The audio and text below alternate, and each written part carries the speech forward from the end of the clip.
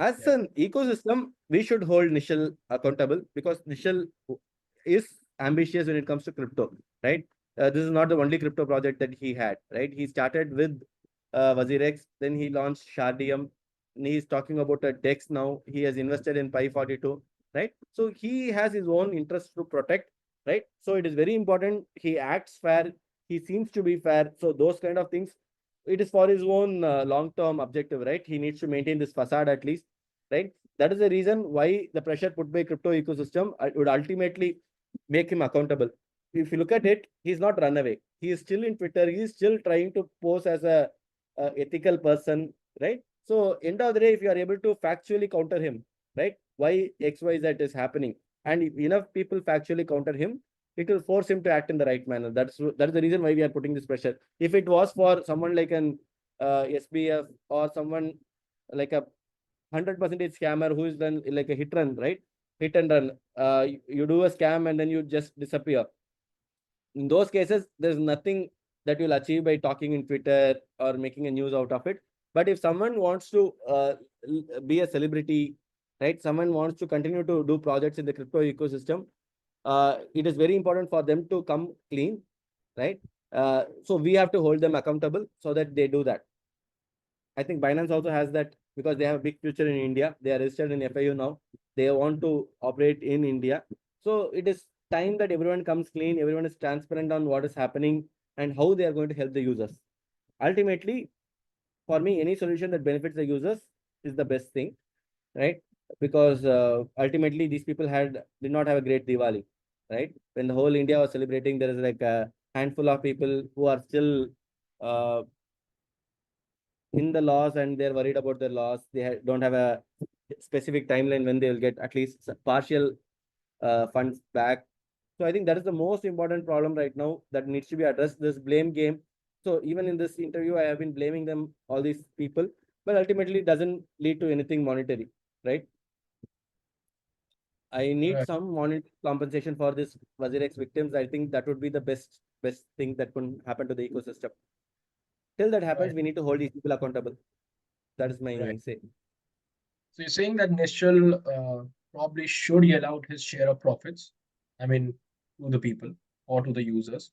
And also, if he was not the owner or if there was a dispute, he should have asked users to withdraw their funds after the conflict, right? Which he did not, right? And which he kept on running, right? Yes. Yeah. Which So I that's do all right. believe. Yeah, I definitely blame him. I just don't want to say that I don't blame anyone. I don't want to make those politically right statements. So, but the blames doesn't give the users money, right? Ultimately, we need to move towards a constructive solution. I think the solution is what you have summarized. The first thing is whatever funds is available right now, immediately disburse to the users. Let users do whatever they want with it, right? They want to sell, they want to buy, they want to rotate between different assets, up to them, right? But give it them in control because it's a volatile market. Anything can happen to any asset, right? They should not wait for the bear market and then release it. At that point of time, it makes no sense. For Nishal, there is a sense to wait, right? If the funds go up by 200, 300%, he will technically say that I have paid off all the liabilities in dollar terms, right? I don't own any of you guys anything, right? So that is something that position that he can take, right? Probably that is the reason why he's waiting as long as possible. And some users might also feel I put 1 lakh, I got 1 lakh back. So I am kind of okay, right? But that is not the right thing, right? If you look at opportunity cost and everything, that is a totally different thing. So as soon as possible, Nishal should give the money to the users, right? After that, let it multiply, right? Let them enjoy the proceeds of the bull run by themselves. If they want to book profit, let them book profits. Because right now, if it's profitable, it is Wazirx kind of profit. If they make a loss, if the assets clash by 30-40%, what is Wazirx going to say? They're going to say, so what can we do? It was not in our control, right? Bitcoin price crashed by 30%. What can we do? Right? So the 50% recovery becomes 30% recovery, right? Probably on the upside, he's going to give it back, right? But he has like nothing to lose. Right. So in the end, I'll sum up that this bull run, there's nobody else waiting better for it than Nischal Shetty and Wazirx, right? Am I right? Yeah, yeah, yeah. But that is the thing. It is not his profit. It is not his loss. He's just a custodian, right? He has to give away the control of these assets back to the people so that people make their own decisions, right? He has that fiduciary duty to do. That is point number one. Point number two, after this, right?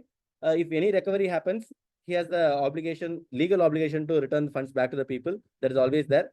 Third, I think it makes moral sense. I'm not sure about the legal sense, but moral sense, like all the fee that Wazirx has earned over the last 3-4 years, after the expenses, basically the profits, at least some part of the profits need to be paid back to the users, right? It cannot be that profits are with the management, losses are with the users, right? It can never be that case. It has to be fair. So for that, we need data. We need to know how much profits they made in the last 3-4 years. It's Indian entity, Singapore entity, from the sale of Wazirx brand to the Binance.